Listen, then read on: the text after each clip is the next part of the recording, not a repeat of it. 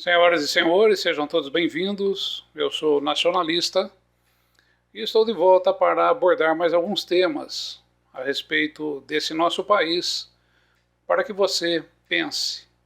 Sempre esse é o nosso objetivo, para que você pense.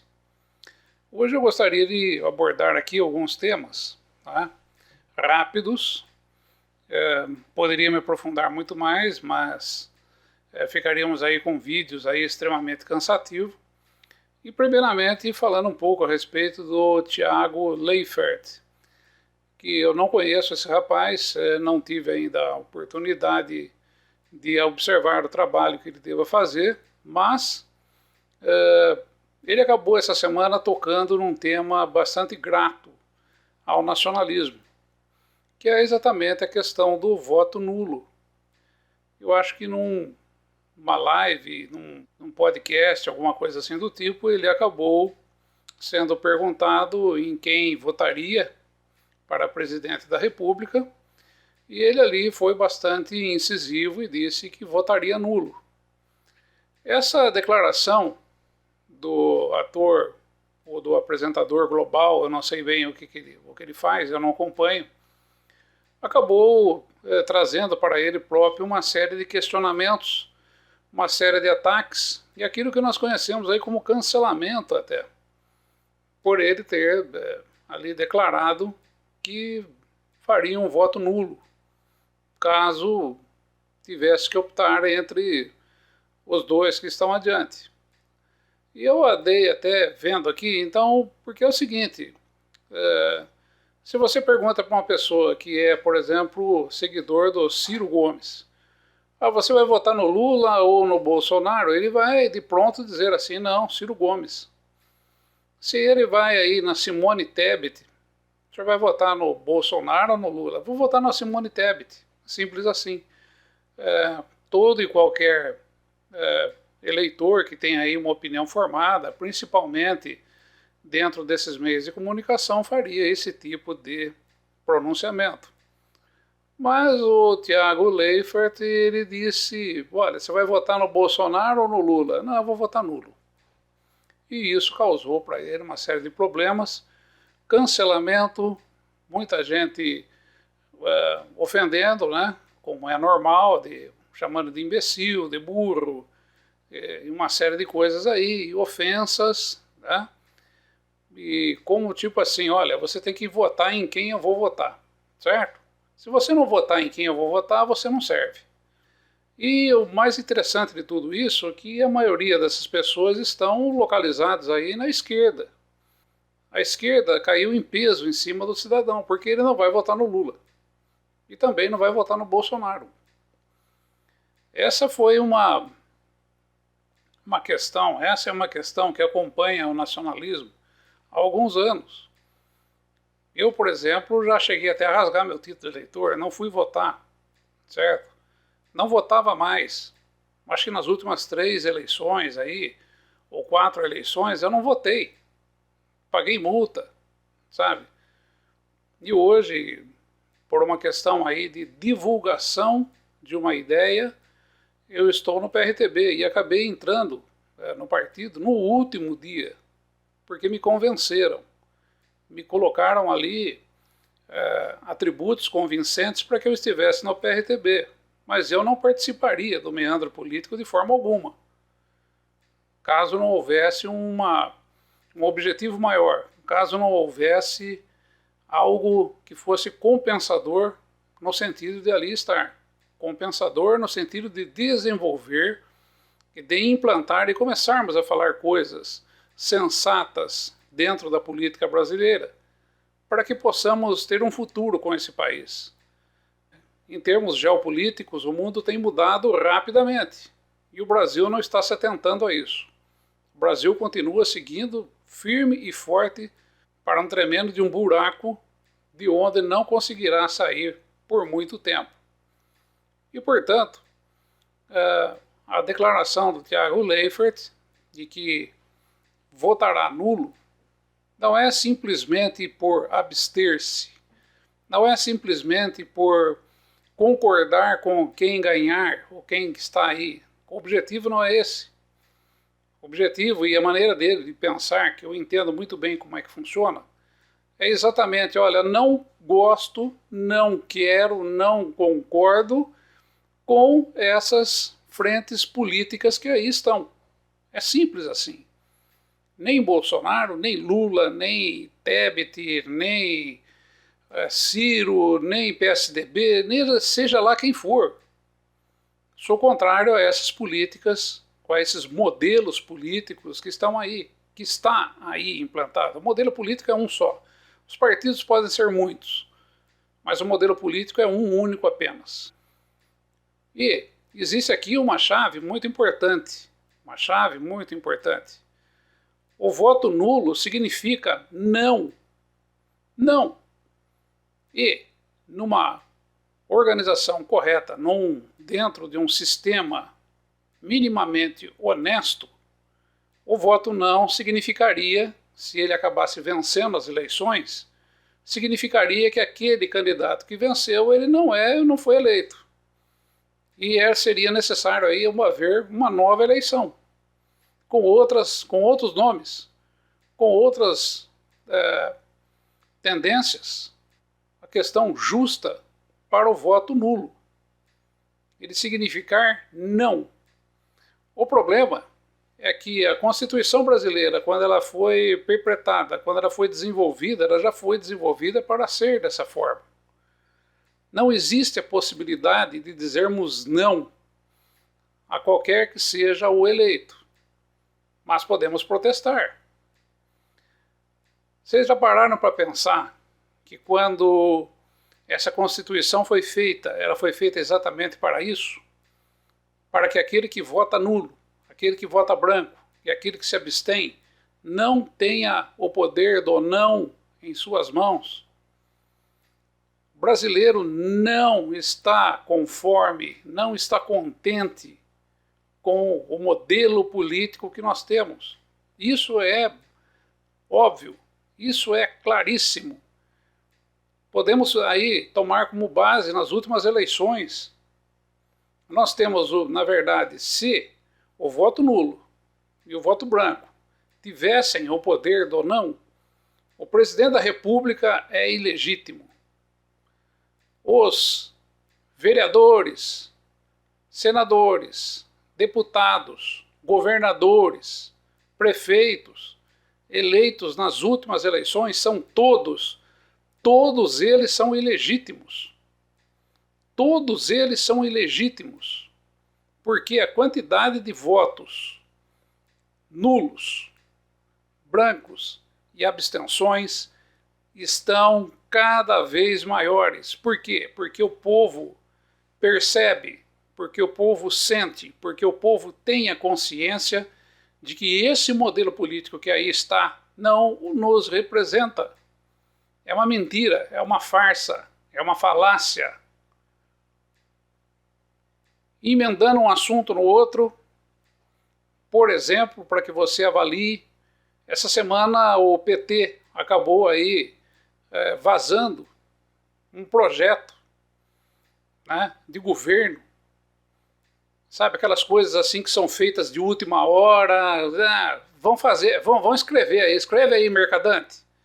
Mercadante mais 13, né, fazendo alusão ao número do partido, sentaram lá numa mesa e vamos aqui escrever o projeto de governo do PT. Né? Eu não sei se você teve a oportunidade de ler, eu tenho cuidado de acompanhar essas coisas. E é absolutamente nulo. Não existe nada ali. 90 proposituras. Oh, que maravilha. 90 nada. 16 páginas. 16 páginas nada. As 90 proposituras dá para colocar numa página só. E olha lá se chega até o fim. Porque ali colocaram uma porção de coisa. Não disseram como vão fazer. E tudo chovendo no molhado. É um enchimento de linguiça, conforme se dizia no meu tempo de criança, né? Aí, faz uma redação aí. Tá bom, e como é que é o tema? O tema é tal. E, puxa, e agora? Não, escreve qualquer coisa. Põe aí alguma coisinha assim e depois você enche linguiça embaixo, repete o que você escreveu em cima. É a mesma coisa. A mesma coisa, nulo. Não diz como fazer, o que vai fazer, não vai ao centro do problema, que é o liberalismo, não faz um ataque sequer, tá? Faz alguma menção assim, mas passa bem de lado, inclusive o negócio já acabou caindo mal aí, né? Com o pessoal do mercado aí, já estão, esse negócio aí olha, vamos tornar nula a reforma trabalhista. Não, não é bem assim tornar nula, nós vamos aí dar uma modernizada, né? Modernizada o quê? Modernizar o quê? Meus caros amigos, tá?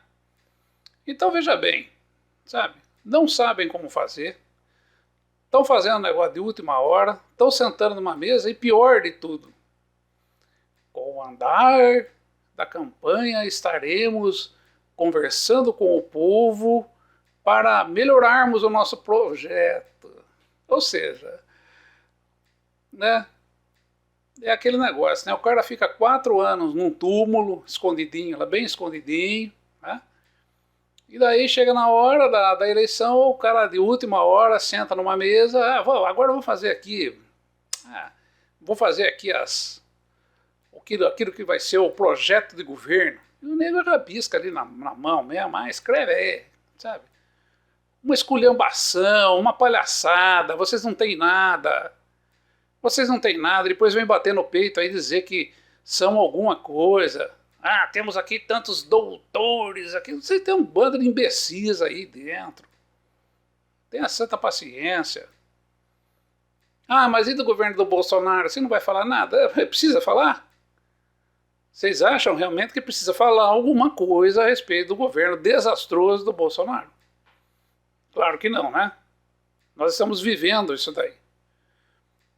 Agora, do PT, que está aí na frente das pesquisas, nós sabemos que a coisa está sendo feita nas coxas, conforme estão sendo feitas. Olha, tenha santa paciência, né? Está na frente porque o outro é ruim demais. Essa é a questão. O governo atual é muito ruim. O senhor Lula hoje e o senhor PT estão na frente porque o governo atual é muito ruim. E, estando na frente, também não saberão o que fazer, porque lá em 2014, 2013, né, quando a coisa começou a pegar para o lado do PT, que aconteceram manifestações muito grandes aqui no Brasil, etc., o PT não soube o que fazer e estava no governo. Quando o povo começou a perguntar, inclusive, viu, política do PT não gosta que se pergunte coisas para eles não, tá?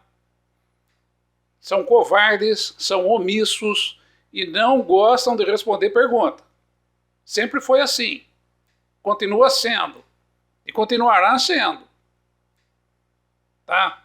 Eles montam entre eles ali uma redoma, o que eles chamam de bate-pau em volta deles, né?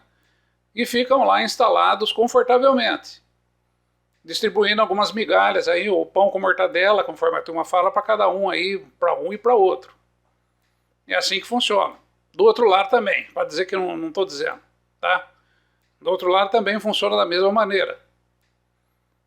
Portanto, meus caros amigos, quando o ator, apresentador global, muito dentro do liberalismo, muito parte do liberalismo, vem e diz que vai votar nulo, é porque a coisa está realmente ruim. Muito ruim. Porque esse rapaz ele tem um certo nível, ele é formado. Ele sabe observar as coisas. E chegou num ponto tão baixo, tão fundo do poço, que mesmo ele tendo compromisso com o liberalismo, mesmo ele tendo compromisso com esse capitalismo de cassino que nós temos, ele simplesmente declarou que não vai dar. Não vai dar em nenhum e nem no outro. E olha que ele poderia muito bem estar pensando aqui no governo atual e votar aí no Bolsonaro. Por quê? Privatizou essa semana aqui, ou melhor, terminou a privatização, né, da Eletrobras. Coisa que o seu Lula começou lá em 2010. Não vai esquecer, hein, PT? Não vai esquecer, hein? Que foi o Lula que começou, que abriu portas para a capitalização da Eletrobras, hein? Lá no ano de 2010. Não vem com essa história, não, que foi o Bolsonaro que prometeu. Não foi, não. Tá?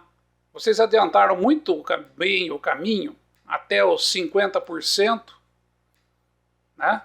E entregaram para o governo, os governos que viessem na sequência, fazer o trabalho sujo de completar os 50% até os 100%. Está aí, está completo. Eletrobras privatizada. E quem comprou lá à vontade, viu, seu Lula? Os primeiros 50%, que nós temos agora aí grandes conglomerados dentro desses primeiros 50%, porque daqui para frente, né, dos 50% para frente, colocaram aí, quem quisesse comprar açãozinha, que fosse, tivesse fundo de garantia aí com R$1.000, podia lá, R$200, podia ir lá comprar uma açãozinha. Mas e quem comprou lá atrás, dentro dos 50%? Quem é que são? Quem tem mais aí manda na banca, viu? E quem vai mandar na banca agora é quem estava lá, viu? Escondidinho. O governo tinha 50%, lá para trás tinha uns ali com 30%, com 20%, com 25%, né? Daí abriram mão agora, ficou aí relativamente pulverizado, né? Isso não significa que essas pessoas que compraram agora não vão vender daqui uma semana, duas, né? Porque tudo é manobra de mercado, tá? Pode começar a dar alguns problemas não pensados dentro da Eletrobras aí, né? Algumas coisas assim podem acontecer aí em termos aleatórios, pode acontecer algumas coisas assim em termos ocultistas, né? Apagões, etc, etc. O preço das ações vão lá embaixo e os urubus vêm e compram tudo. O jogo é esse. Esse é o jogo, tá? E não tem mirim nesse negócio aí, tá? Não tem bantã nessa história aí, não. Todo mundo aí é picareta, covardes, e não estão aqui para a construção de uma nação.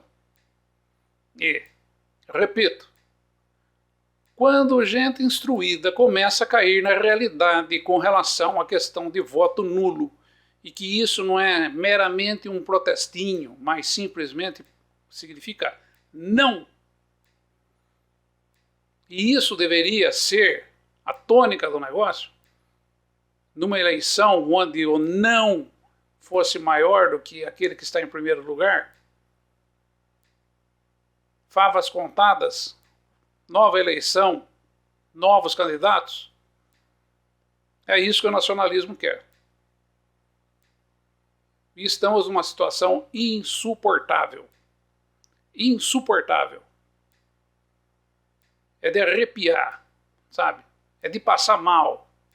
É de dar engulho de ver a mediocridade política brasileira. Nacionalismo já, estarei de volta oportunamente. Obrigado.